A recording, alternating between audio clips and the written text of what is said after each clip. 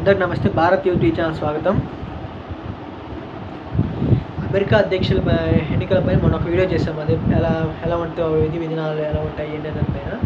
So ఇప్పుడు survey reports ప్రకారం ఇప్పుడు ఇద్దరు నిలబడుతున్నారు. డెమోక్రాటిక్ పార్టీ నుంచి కమలా హ్యారిస్ గారు, రిపబ్లికన్ పార్టీ నుంచి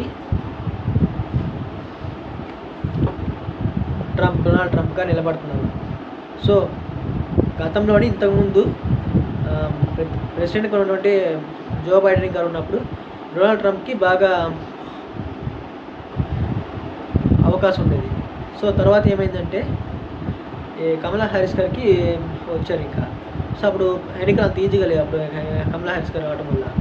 దాంతోపాటు ఏమైందంటే అందులో ఫస్ట్ ప్రెసిడెంట్గా మొదటి మహిళా అధ్యక్షురాలు కావటం, ఆవిడ మొన్న జరుగుతున్నటువంటి నేషనల్ మీటింగ్స్లో ఆవిడ దూసుకెళ్ళటం అలాంటివి ఎన్నో జరిగాయి. ఆ నేషనల్ మీటింగ్స్లోని కమలా హ్యారిస్ గారు బయట సాధించారు. అడిగిన దానికల్లా టప్పీమని సమాధానం ఇవ్వడంలోని పాజిటివ్గా జనాల్లోకి ఒక రకమైన సంకేతం వెళ్ళిపోయింది. సో దాంతో ముఖ్యంగా ఏంటంటే మీడియా వ్యవస్థలన్నింటినీ డెమోక్రటిక్ పార్టీ వైపు వెళ్ళిపోయాయి మొత్తం.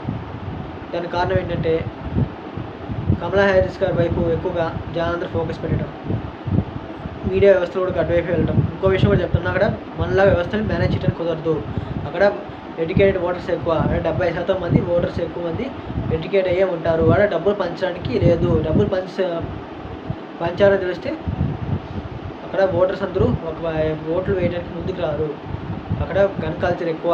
అది నిర్మూలించడమే అక్కడ అమెరికా ఉన్నటువంటి పరిస్థితి. అక్కడ అమెరికాలో డబ్బు ఉన్న వాళ్ళు ఎక్కువ కాబట్టి ఎవరేమి డబ్బుకి ఆశపడి ఎవరు ఓట్లు వేయరు. ఒక ప్రెసిడెంట్ని ఎన్నుకోవడానికి వాళ్ళు రకరకాలుగా ఆలోచిస్తారు. వాళ్ళు నేషనల్ మీటింగ్స్లోని బాగా గమనిస్తారు, వాళ్ళు అన్ని చూస్తారు. ఎవరి పరిస్థితి ఎలా ఉంది, ఎలా క్యాంపెయినింగ్ ఎవరిది బాగుంది. అలాగే మన నేషనల్ మీటింగ్స్లో కమలా హ్యారిస్ పైచేయి సాధించడంతో సడన్గా సర్వేలు మొత్తం కమలా హ్యారిస్ మొగ్గు చూపాయి.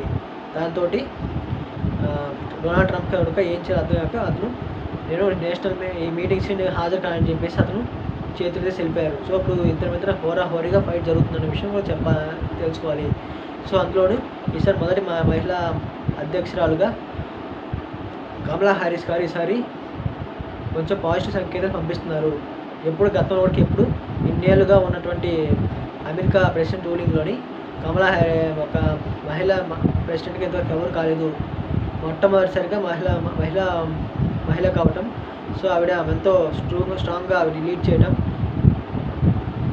జనాలందరిలోకి సమాధానాలు ఎలా పరిష్కరించుకోవాలని చెప్పడం, ఇవన్నీ ఆవిడ కలిసి వచ్చే అంశాలు. కాబట్టి మేబీ ఇంకా నవంబర్ దాకా టైం ఉంది కాబట్టి ఈలోపు ఏమైనా జరగచ్చు. సో ఇప్పుడు ప్రస్తుతానికైతే సర్వేలు మొత్తం కమలా హ్యారిస్ వైపే ఉన్నాయి.